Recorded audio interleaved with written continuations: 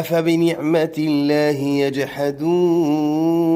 مع أسباب زوال النعمة عن العبد، وقلنا ان السبب الثاني ان العبد ينسب النعمة لغير ربنا سبحانه وتعالى، وهذا ليس من الأدب، بل الأدب أن تكون مثل سيد المؤدبين صلى الله عليه وسلم. كان إذا أصبح كان يقول: اللهم إني أصبحت منك في نعمة وعافية وستر، فأتم علي نعمتك وعافيتك وسترك في الدنيا والآخرة. وكذلك إذا أمسى: اللهم إني أمسيت منك في نعمة وعافية وستر، إقرار بنعم الله تبارك وتعالى، عارف أن المصدر الحقيقي لكل النعم هو الله. فازاي تزول النعم عنك وانت بتلجأ لصاحبها؟ صاحبها الحقيقي هو الله سبحانه وتعالى، مسبب الأسباب. أنت تقف على بابه دوما وأبدا باعترافك بنعمه عليك، وتزول عنك لما تكون مش مؤدب وتنسب النعمة لغير ربنا وتقول: ده أنا لحم اكتفي من خير فلان، أنا بمجهودي، أنا بتعبي، أنا. خلاص روح.